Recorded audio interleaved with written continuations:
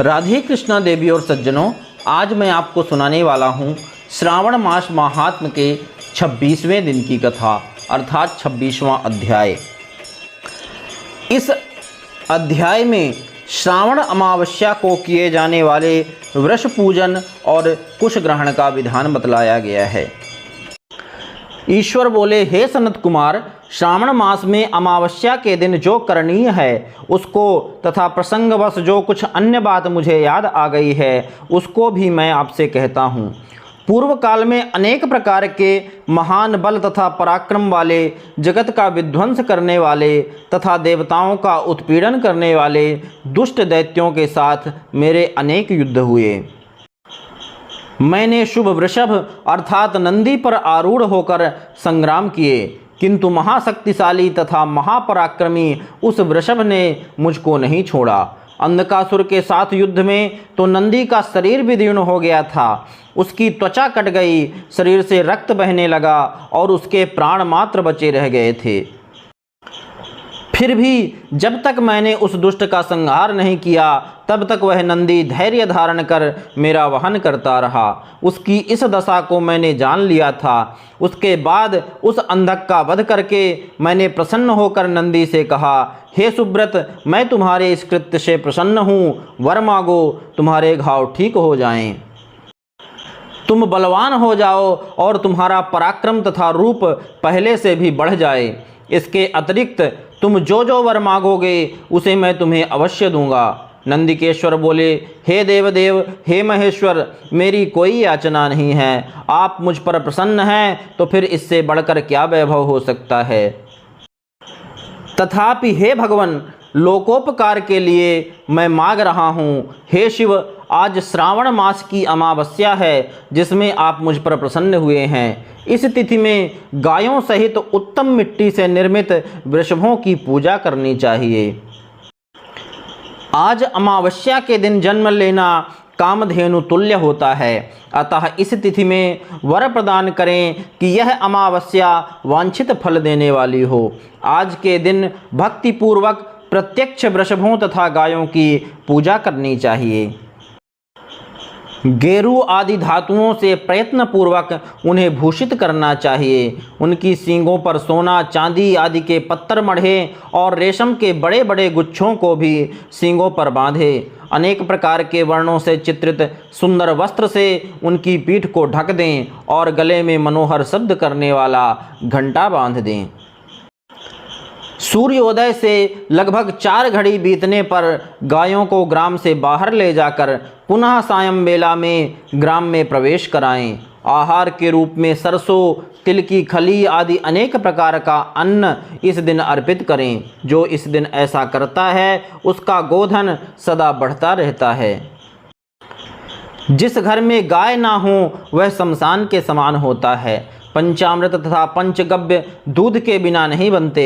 गोबर से लेप किए बिना घर पवित्र नहीं होता। हे सुरोत्तम, जहाँ गौमूत्र से छिड़काव नहीं होता वहाँ चींटी आदि जंतुओं का उपद्रव विद्यमान रहता है। हे महादेव, दूध के बिना भोजन का रस ही क्या है। हे प्रभो, यदि आप मेरे ऊपर प्रसन्न हैं तो इन वरों को अथवा अन्य वरों को भी मुझे प्रदान कीजिए। हे सनत कुमार, तब नंदी का यह वचन सुनकर मैं बहुत प्रसन्न हुआ। मैंने कहा, हे वृषश्रेष्ठ, जो तुमने मांगा है सब हो जाए। हे नंदिन, इस दिन का जो अन्य नाम है उसे भी सुनो। जो वृषभ किसी के द्वारा कहीं भी किसी कार्य में प्रयुक्त नहीं किया जाता है और तृण खाता हुआ तथा जल पीता हुआ, जो शांतिपूर्वक विचरण करता है तथा महान वीर व बलशाली होता है, उसे पोल कहा जाता है। अतः हे नंदिन, उसी के नाम से यह दिन पोला नाम वाला होगा। इस दिन अपने इष्ट बंधुओं के साथ महान उत्सव करना चाहिए। हे वत्स, मैंने उस दिन ये श्रेष्ठ वर प्रदान किए थे, अतः लोगों के द्वारा इस श्रेष्ठ दिन को पोला नाम वाला कहा गया है। इस दिन सभी कामनाओं को पूर्ण करने वाला वृषभों का महान उत्सव करना चाहिए। इसके साथ ही अब मैं इसी तिथि में किए जाने वाले कुश ग्रहण का वर्णन करूंगा। श्रावण मास की अमावस्या के दिन पवित्र होकर कुशों को उखाड़ लाएं। वे कुश सदा ताज़ा होते हैं, उन्हें बार बार प्रयोग में लाना चाहिए। कुश, कास, यब, दूर्वा, उशीर, शकूदक, गेहूँ, व्रीहि, मूज और बलवज ये 10 दर्भ होते हैं। ब्रह्मा जी के साथ उत्पन्न होने वाले तथा ब्रह्मा जी की इच्छा से प्रकट होने वाले ये दर्भ मेरे सभी पापों का नाश कीजिए और कल्याणकारक होइए। इस मंत्र का उच्चारण करने के साथ ईशान दिशा में मुख करके हुम फट मंत्र के द्वारा एक ही बार में कुश को उखाड़ लें। जिनके अग्रभाग टूटे हुए ना हों तथा शुष्क ना हों, वे हरित वर्ण के कुश श्राद्ध कर्म के योग्य कहे गए हैं। और जड़ रहित कुश देव कार्यों तथा जप आदि में प्रयोग के योग्य होते हैं। 7 पत्तों वाले कुश देव कार्य तथा पितृ कार्य के लिए श्रेष्ठ होते हैं। मूल रहित तथा गर्भयुक्त अग्रभाग वाले तथा 10 अंगुल प्रमाण वाले 2 दर्भ पवित्रक के लिए उपयुक्त होते हैं। ब्राह्मण के लिए 4 कुश पत्रों का पवित्रक बताया गया है और अन्य वर्णों के लिए क्रमशः 3, 2 और 1 दर्भ का पवित्रक कहा गया है, अथवा सभी वर्णों के लिए 2 दर्भों का ग्रंथि युक्त पवित्रक होता है। यह पवित्रक धारण करने के लिए होता है, इसे मैंने आपको बता दिया है। उत्पवन हेतु सभी के लिए 2 दर्भ उपयुक्त होते हैं। 50 दर्भों से ब्रह्मा और 25 दर्भों से विष्टर बनाना चाहिए। आचमन के समय हाथ से पवित्रक को नहीं निकालना चाहिए। विकिर के लिए पिंड देने तथा अग्नौकरण करने के साथ और पाद्य देने के पश्चात पवित्रक का त्याग कर देना चाहिए।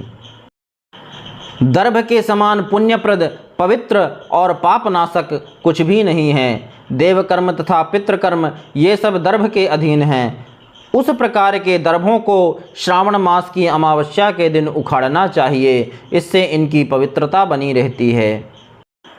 श्रावण मास की अमावस्या का वर्णन क्या किया जाए। हे सनत कुमार, श्रावण मास की अमावस्या के दिन जो कृत्य होता है उसे मैंने कह दिया। श्रावण मास में और जो भी करणीय है उसे भी मैं आपसे कहता हूँ। इस प्रकार श्री स्कंद पुराण के अंतर्गत ईश्वर सनत कुमार संवाद में श्रावण मास महात्म्य में अमावस्या के दिन वृषभ पूजन कुश ग्रहण नामक 26वां अध्याय पूर्ण हुआ। बोलिए देवादिदेव महादेव की जय। जगज्जननी माता पार्वती की जय।